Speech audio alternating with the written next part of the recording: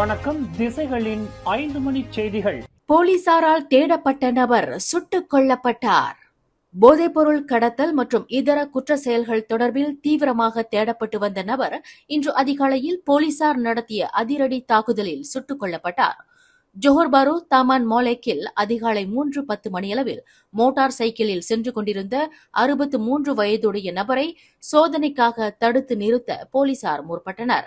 எனினும் அந்த நபர் போலீசாரை நோக்கி துப்பாக்கியால் சுட முற்பட்ட போது போலீசார் நடத்திய பதிலடி தாக்குதலில் அந்த நபர் சம்பவ இடத்திலேயே மாண்டதாக ஜோஹர் மாநில போலீஸ் தலைவர் கமிஷனர் டத்தோ குமார் முத்துவேல் தெரிவித்தார். முன்னதாக ஜலான் பர்சியாரான் பூமி ஹீஜாவில் இருந்து தாமான் மோலேக்கை நோக்கி சந்தேகத்திற்கு இடமாக சென்று கொண்டிருந்த ஹோண்டா வாரியோ மோட்டார் சைக்கிள் ஓட்டுநரை ஜோஹர் போலீஸ் தலைமையகத்தை சேர்ந்த D9 கடுங்குற்ற தடுப்பு போலீசார் அடையாளம் கண்டனர். அந்த மோட்டார் சைக்கிளை பின்தொடர்ந்து சென்ற போலீசார் அதனை தடுத்து நிறுத்த முற்பட்டனர்.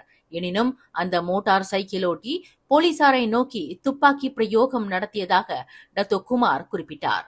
சுட்டுக் கொல்லப்பட்ட அந்த நபருக்கு குற்றவியல் மற்றும் போதைப்பொருள் கடத்தல் தொடர்பில் 14 குற்றப்பதிவுகள் இருப்பதாக அவர் குறிப்பிட்டார். இடைநிலை பள்ளிகளில் பணி ஓய்வு பெற்ற தமிழ் ஆசிரியர்களின் இடங்களை நிரப்புவதற்கு நூற்றுக்கணக்கான தமிழ் ஆசிரியர்கள் தேவைப்படுகின்றனர் என்று ஸ்லாங்கூர் இடைநிலை பள்ளிகளின் தமிழ்மொழி ஆசிரியர்கள் சங்கம் கூறுகிறது. இப்பிரச்சினையை களைவதற்கு ஆசிரியர் பயிற்சி கல்விக் கழகங்களில் முறையான பயிற்சி திட்டங்கள் இப்போது முதல் தேவைப்படுகின்றன என்று அச்சங்கம் கூறுகிறது. கற்றல் கற்பித்தலில் ஏற்படக்கூடிய இடையூறுகளை தவிர்க்க பணி ஓய்வு பெறும் ஆசிரியர்களுக்கு பதிலாக உடனடியாக அவ்விடங்களை முறையாக நிரப்புவதை உறுதி செய்யவும் பட்டதாரிகளுக்கு இட வாய்ப்பை வழங்குவதற்கும் ஒரு கட்டமைப்பு முறை இருக்க வேண்டும் என்று ஸ்லாங்கூர் இடைநிலைப் பள்ளிகளின் தமிழ்மொழி ஆசிரியர்கள் சங்கத்தின் தலைவர் சுந்தரமூர்த்தி வலியுறுத்தியுள்ளார். தவிர பட்டதாரிகளை உடனடியாக பள்ளிகளில் சேர்க்கும் வகையில் ஆசிரியர்கள் ஆட்சேர்ப்பு முறை நெறிப்படுத்த வேண்டிய அவசியத்தையும் சுந்தரமூர்த்தி கூறினார்.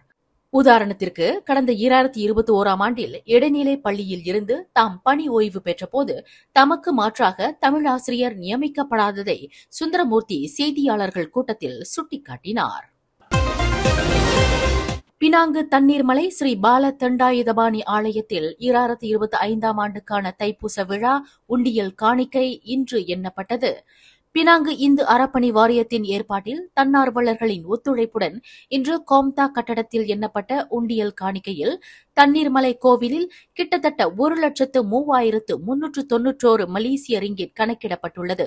அதேவேளையில் தங்கம் 33.81 கிராம் காணிக்கையாக செலுத்தப்பட்டுள்ளது. தங்க ரத ஊர்வலத்தின் போது 1,21,384 ரிங்கெட் காணிக்கையாக கிடைக்கப் பெற்றுள்ளது. தங்கம் 6.01 கிராம் செலுத்தப்பட்டுள்ளது.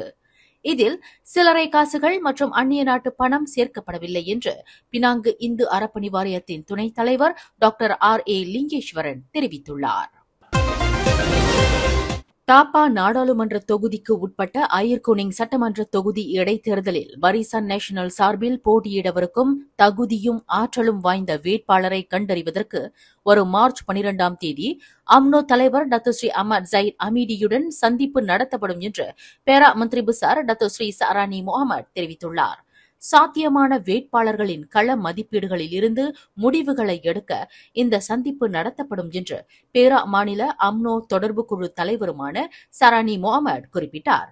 இந்த இடைத்தேர்தலில் அம்னோ சார்பில் போட்டியிடுவதற்கு இதுவரையில் 8 வேட்பாளர்கள் அடையாளம் காணப்பட்டுள்ளனர். அவர்களில் 2 தங்கள் பெயரை மீட்டுக் கொண்டு விட்டனர் என்று சரானி குறிப்பிட்டார். அயர்குனிங் இடைத்தேர்தல் வரும் ஏப்ரல் 26ஆம் தேதி நடைபெறுகிறது. ஏப்ரல் 12ஆம் தேதி வேட்புமனு தாக்கல் என்று தேர்தல் ஆணையம் நேற்று அறிவித்துள்ளது. 17th Annual Edison Awards இந்த ஆண்டிற்கான சிறந்த நடிகைக்கான வரிசையில் மஞ்சு வாரியார், சாய் பல்லவி, பார்வதி திருவுத்து, பிரியா பவானி சங்கர், அனாபேன், ஸ்ரீ கௌரி பிரியா, துஷாரா விஜயன், ஸ்வஸ்திகா. உங்களுக்கு பிடித்தமான நடிகையை தேர்ந்தெடுக்க edisonAwards.in ஓட் பண்ணுங்க. மலேசியா டிஜிட்டல் மீடியா பார்ட்னர் திசைகள் நியூஸ்.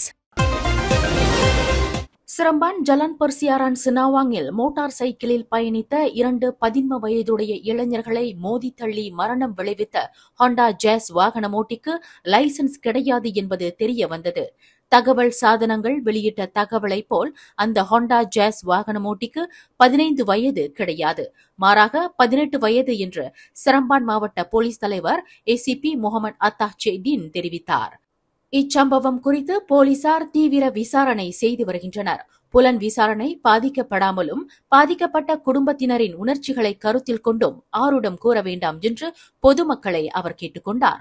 கடந்த வியாழக்கிழமை 8:30 மணியளவில் நிகழ்ந்த 3 வாகனங்கள் சம்பந்தப்பட்ட இந்த விபத்தில் மொடேனா ஸ்கிரீஸ் மோட்டார் சைக்கிளில் பயணித்த 15 மற்றும் 16 வயதுடைய 2 இளைஞர்கள் கடும் காயங்களுக்கு ஆளாகி சம்பவ இடத்திலேயே மாண்டனர்.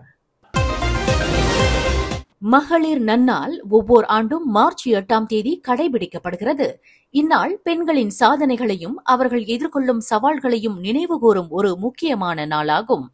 2020 ஆண்டின் கருப்பொருளான செயல்பாட்டை துரிதப்படுத்துங்கள் என்பதானது பெண்களின் சமத்துவத்திற்காக நாம் மேற்கொள்ளும் முயற்சிகளை வேகப்படுத்த வேண்டிய அவசியத்தை உணர்த்துகிறது.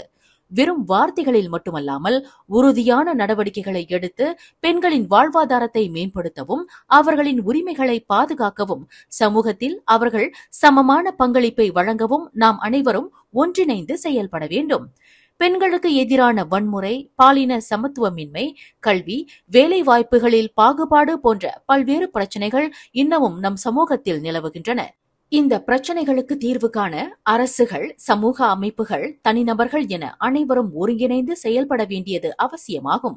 பெண்களின் கல்விக்கு முக்கியத்துவம் அளிப்பதன் மூலமும் அவர்களுக்கு சமமான வாய்ப்புகளை வழங்குவதன் வாயிலாகவும் அவர்களின் திறமைகளை வளர்க்கும் சூழலை உருவாக்குவதன் மூலமும் நாம் ஒரு சிறந்த எதிர்காலத்தை உருவாக்க முடியும். விரைவான நடவடிக்கை என்பது நாம் உடனடியாக செயல்பட வேண்டிய அவசியத்தை வலியுறுத்துகிறது.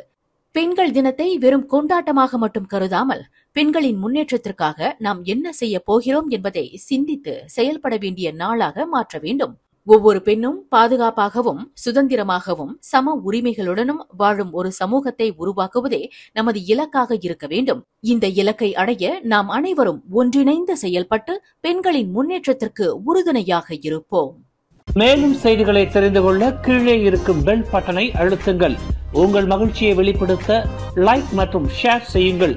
தொடர்ந்து திசைகளோடு இணைந்திருக்க சப்ஸ்கிரைப் செய்யுங்கள்.